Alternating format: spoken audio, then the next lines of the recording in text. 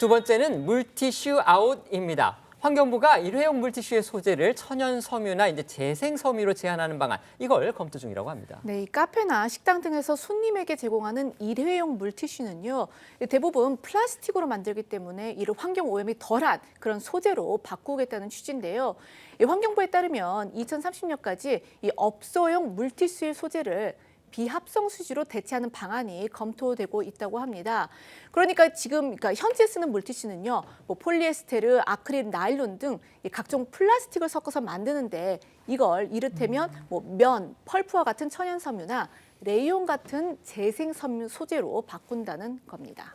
일회용 물티슈라고 하면요, 식품에서 그 접객 업소용 물티슈가 있고요. 그 다음에 사람 몸에 쓰는 이 세정용 물휴지, 이걸로 나뉜다고 합니다. 이 가운데서 식당에서 물수건 대신 주는 게 물티슈인데 그 물티슈의 소재를 지금 규제하겠다, 이겁니다. 네, 환경부의 일회용 물티슈 최적 관리 방안 연구 보고서에 따르면요, 이 카페와 식당 등에서 쓰는 물티슈는 2022년 기준 연간 31만 7천 톤가량 생산이 되고 있습니다.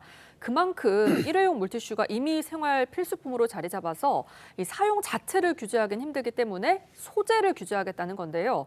이렇게 환경부가 물티슈 소재를 규제하려는 건 마구 버려진 물티슈 쓰레기가 하수관이나 빗물바퀴를 막고 또 하천이나 해양 등으로 흘러들어가면서 이 생태계 파괴를 일으키는 등 문제가 많기 때문입니다. 실제로 플라스틱 일회용 물티슈는 물에 녹지 않고 땅에 묻혀도 분해에 수십 년이 걸리기도 합니다.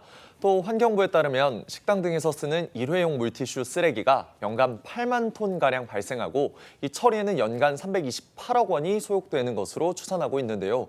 이에 일각에선 땅에 묻히거나 하천, 해양 등으로 들어갈 것으로 고려해 천연섬유 물티슈 사용이 권장돼야 한다고 주장하고 있다고 합니다. 하지만 일각에서는요, 이건 민간에 대한 지나친 규제 아니냐, 결국 제2의 종이 빨대 정책이 되는 거 아니냐, 이런 우려도 나오고 있다고 합니다. 그 이유 뭡니까? 네, 환경부는 과거에 이 카페나 식당 등에서 일회용 플라스틱 빨대를 쓰지 못하도록 규제를 했다가 이를 철회한 바 있었는데 물에 젖어 흐물거리거나 플라스틱 빨대를 대체할 만큼 이 종이 빨대 품질이 향상되지 않아서 이 소비자의 반감이 컸던 것도 있지만 이 종이 빨대가 종이라고 하지만 사실 종이에 얇은 플라스틱 소재로 이렇게 코팅을 하거든요.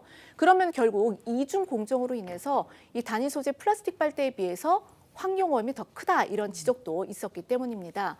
이처럼 이 소비자의 거부감과 이 환경오염 논란으로 인해서 사실상 실패한 종이빨대 사태가 반복될 수 있다라는 그런 지적도 나오고 있습니다. 여기에 천연 펄프 물티슈가 더 친환경적 제품인지도 논란이 될 수 있다는 지적이 일각에서 나오고 있는데요.